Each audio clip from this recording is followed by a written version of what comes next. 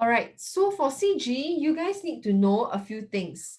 So first thing first is let's do a little bit recap of emath. So in emath, okay, what do you guys learn is that you learn that for linear equations, so CG is all about linear equations. Linear equations means in a form of y is equal to mx plus c. Okay, so for y is equal to mx plus c, you know that m is actually referring to the gradient, c is referring to the y-intercept. And you guys should know by now that to find y-intercept means you need to sub x equal to 0. Another keyword you need to know is called origin. So where is the origin? Origin 0, 0 is always located when x is 0 and y is 0. Means this orange dot is your origin. Next up, very, very important, guys. You need to change your mindset. Is that when you see coordinate, okay, you see coordinate in this form, can you see? -2, 5. What does that mean? It means that you need to know that x has a value of -2 and y has a value of 5. So this is what you guys need to see coordinate geometry as. Because the moment you see your coordinate, okay, in this form, you will always know what you need to do with this information to the equation. All right, next is area of triangle. Okay, we'll go more in depth about area of triangle next lesson. But right now, just remember it from primary school that to find area of triangle is half times base times height. So half times base times height, whereby your base and your height must be perpendicular to each other. Next, this is the distance that we learned. Do you remember this one? The length of the line is actually the distance. So for distance formula, always remember is you need to have a square root. So this is a formula to find distance, okay? Distance what? So it means it's actually distance between two coordinates.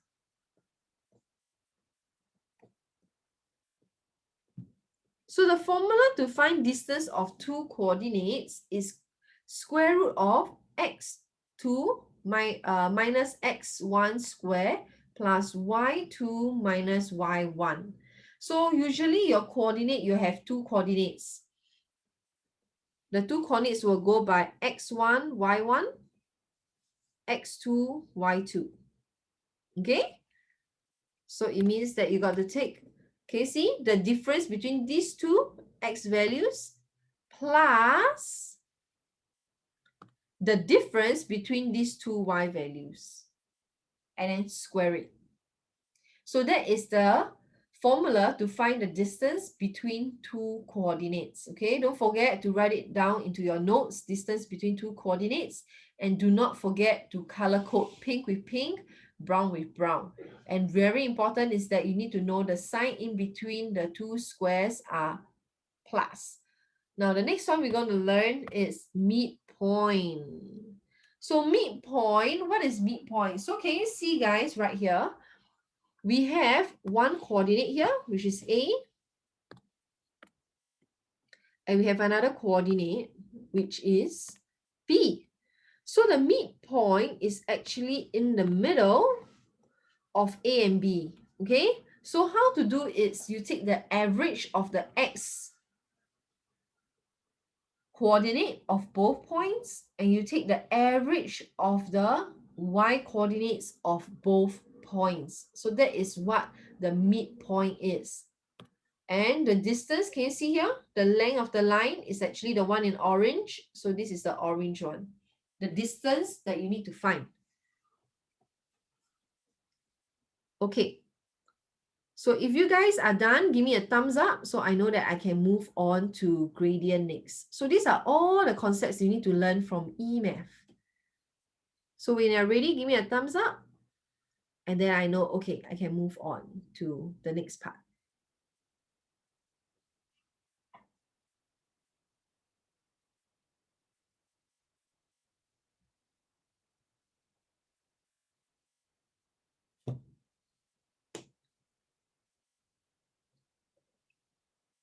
Okay, Chian, I saw your thumbs up. Waiting for Jin Long and Carrie.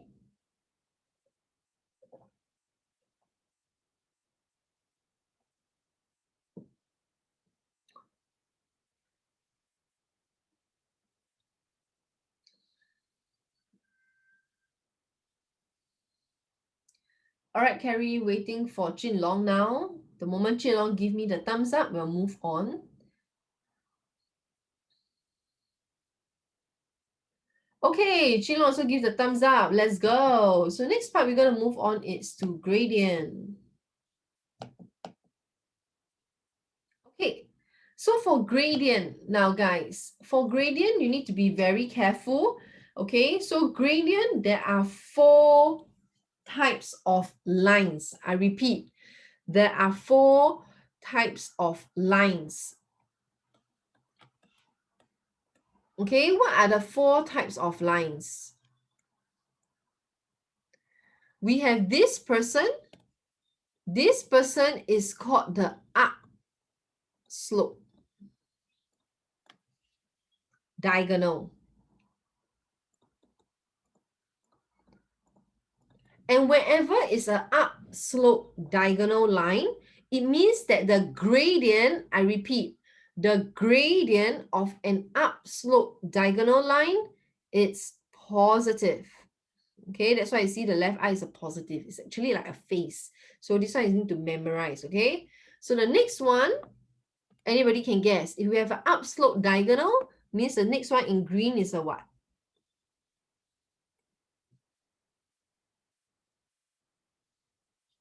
Downslope. Hmm? Downslope. Down slope what? Is a down slope? Diagonal. Yes, it's a down slope diagonal. And a down slope diagonal has a gradient of how much? What kind of gradient does a down slope diagonal have? Negative. Yes, so it means that the gradient is negative. Next, let's move on. Anybody know what kind of line is this? The one in blue. Actually, I shouldn't do it in blue. I should do it in purple because purple with purple. Yes, Chilong, did you say something? Undefined. That's the gradient, but I need the what kind of line is this? Not the gradient yet. Vertical. It's a Vertical. yes. This is called a vertical line. And a vertical line, you need to know another keyword. A vertical line is always parallel to who? Y-axis. Yes, it's always parallel to y-axis. So when it's parallel to y-axis means that the gradient is what? Can you see Undefined. these arrows? Yes. Means this is an undefined gradient. Undefined gradient. And an undefined gradient means usually this kind of line, what is the format of this kind of line? The format of this kind of line is usually what? What's the format? The format is usually, anybody remember what's the format? X equals something. Yes, and the something is always a what kind of term? Constant. Very good. It's always a constant term.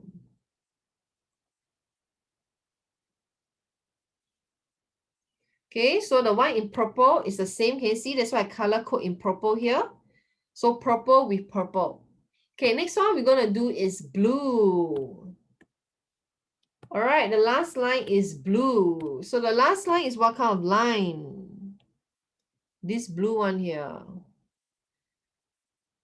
It's actually a, Horizontal. yes, horizontal line. And for this horizontal line, is usually parallel to who?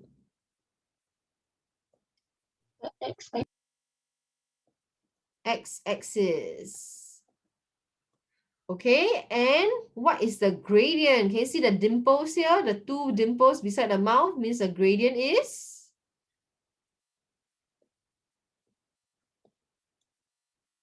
How much is the Zero. gradient? Yes, 0. The gradient is 0. So, same thing, we need to know what's the format.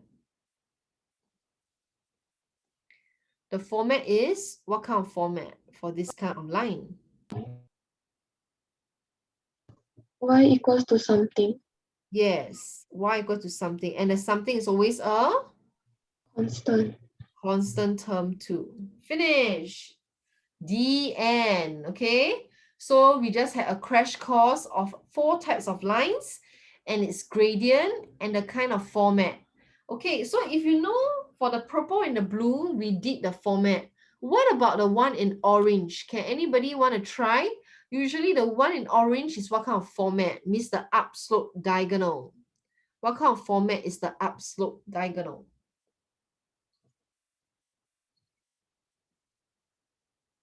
It's always in what kind of format? For the upslope diagonal.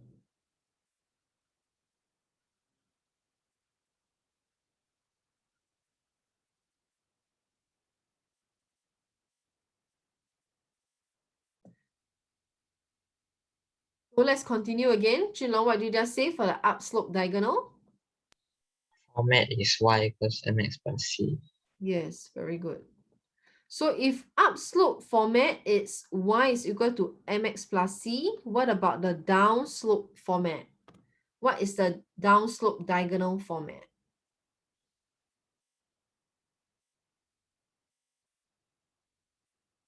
Y equals to negative mx plus c. Yes, y is equal to, okay, I don't think y'all can really see. Let me draw a white box here.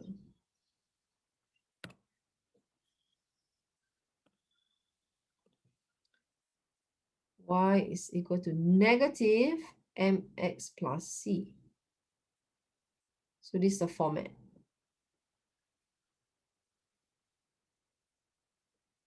Okay, so right now we'll go into more in-depth, means we're gonna find the formula for the gradient. Okay, so the formulas you guys have already learned in lower set 1 and set 2, that the formula for gradient is number 1, rise over run, but we don't usually use rise over 1. This is what you guys always learn in set 1.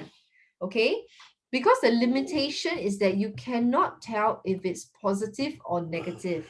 So usually we will use the formula, which is y2 minus y1 over x2 minus x1. So this formula is the best in finding the value of your gradient. All right. Okie dokie. So guys, right now, if you are done, please give me a thumbs up. Then I will continue to the next part of the gradient.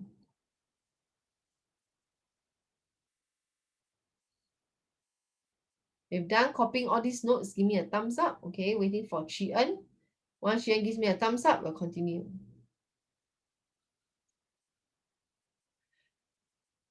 Okay, so right now we'll move on. So we have already advanced to the next part. So in emath, we have learned that if it's parallel lines, we know that the moment the question say this line, like line blah blah blah, is parallel to line blah blah blah. So that means that it's trying to tell you that these two lines have the same gradient. So if we learn in emath, do you all still remember, whenever you want to find if it's same gradient, we need to make it in the form of y equal to mx plus c, whereby your y is the subject, right? If your y is a subject, you can immediately tell the same gradient, because the same gradient will actually be the coefficient of your x. The coefficient of your x. And then you just equate the both coefficient together to find the value. Okay? So that's what we have already done in emath. So right now, something new in emath is another keyword called perpendicular lines. Okay, perpendicular lines. So what does this perpendicular lines means? So you all need to memorize. Okay, perpendicular lines means to prove. I repeat, to prove or show that both lines are perpendicular. That means that we need to go and find the gradient of maybe the line 1, and then we need to find the gradient of line 2, and then we multiply both of them together. It will give you -1. The moment the product of the two gradients of those lines give you -1, means they're not the same. They are both, the product will give you -1. That means that they are perpendicular. Okay, so now I'm going to do this proving. But right now, what if I tell you that, for example, line A, this is gradient of A, so this is line A. So you can see the one in pink, line A. Okay, so right now I tell you that, hey guys, line A has a gradient of -3. Okay, line A has a gradient of -3. So what happens? I say that, hey, line A and line B are perpendicular to each other. So it means that this is, I want to find the gradient of B, okay? So if let's say line A and line B are perpendicular to each other, that means that line B has to be here. Correct? Line B has to be here. So if line A and line B are perpendicular, perpendicular means they form 90 degrees, means line B has to be that line. So when line B is there, if the question say, okay, if line A has a gradient of -3, find the gradient of line B. So how are we going to find the gradient of line B? Very simple. We already learned that the product of the two gradients will give me how much, guys?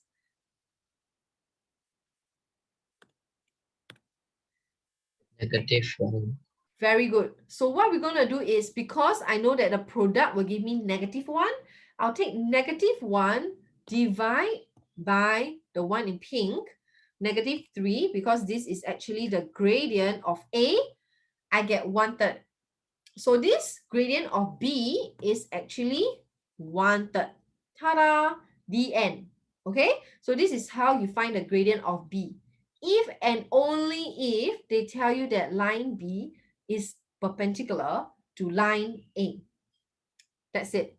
So, okay, so that's all for today. The crash course of emath. Okay, I just do a little bit of recap about emath first, so that next lesson, when I dive into emath, you guys will not be too lost. Okay, so the homework would be, later I'll tell you guys what's the homework. Let me pause the video first. Okay, so right now, guys, what I'm gonna do is I'm gonna teach you all one last one, something new. This is you don't usually learn this in emath, so I'm gonna teach you a little bit about emath first, so at least you can do the first four questions of your homework. Okay, so can you write down in your homework book right now? The homework that you guys need to do is your CG worksheet, question 1 to 4. Okay, CG worksheet, question 1 to 4. So we're going to do CG worksheet, question 1 to 4. Yes.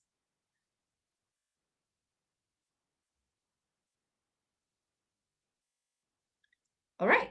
So done ready? Writing your notes. Give me a thumbs up if you're done. Okay, Carrie, receive your thumbs up. Okay, Chin Long, okay, receive, and Chi En also. So this is your homework, is to do the CG worksheet question 1 to 4. Okay, so I'm going to teach you all one last concept, so at least you can do question number 3. Now, when we go to parallelogram, you need to understand these 5 properties of parallelogram. Okay, the first property is the one in purple. So the one in purple says that the length of AB is equal to the length of DC. Means AB and DC, the length is the same. So we can actually use distance formula for these two. Distance formula for these two. But guys, do you notice something about distance formula? It's very tedious. There is square root, there is square, it's very long. You need to expand and everything, right? It's very tedious. So, but if let's say you have missing information, yes, you can do this method. Okay? So you can find this is length of AD is equal to length of CB. So you want to use distance formula? Yes, good for you. You can go and do it. Let's say, because sometimes the question will say, find the coordinates of B. Then they don't give you the coordinates of B at all. Let's say your coordinates, if they don't give you, means you must let the coordinates of B be X, Y. Okay, then let's say they give you the coordinates of A, D, and C. So with that, for sure, you can go and use the distance formula to go and find, but it's very long and tedious. So there's another faster way. Okay, the other faster way is you can use this thing called the gradient. So it's also in purple. Gradient of AB is equal to gradient of DC, and the one in orange, gradient of AD is equal to gradient of BC. So this is using the concept of gradient, means you use your gradient formula. Now, guys, how come they know that gradient of AB is equal to gradient of DC? What's the property of a parallelogram? How come they know the gradient is the same? Why? How come? Anybody know? Parallel sides. Sorry? Parallel sides. Yes, there are two pairs of parallel sides, parallel lines. And what are the two pairs? What are the two pairs? A and BC. Who? AD, AD is parallel to? BC. Very good. And one more? AB, Uh-huh. parallel to DC. Very good. And what did we just learn just now? When two lines are parallel, means what? If Same two lines are gradient. parallel, what? Same gradient. Very good. The gradient is the same. So that is how 3 and 4 come about. Understand, guys? So that's how 3 and 4 come about. So right now, we have already mastered that. Okay, that is something more advanced. Okay, so 1, 2 is like tedious, but is easier to understand. Type 3 and 4 is a little bit more advanced because you need to understand that same gradient. Parallel means same gradient. Now, number 5 is my favorite. It's my all-time favorite, okay? But this is for the advanced one. But it's the fastest way. I repeat, it's the fastest way to find your unknown coordinate. So what is number 5? What's so special about number 5? So for number 5 is, can you see, we are using midpoint concept. Okay, the last one is the midpoint formula.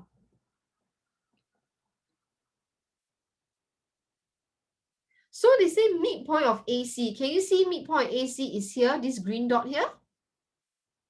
So we're going to find the midpoint of AC. And the midpoint of AC is actually the same as the midpoint of BD. Right?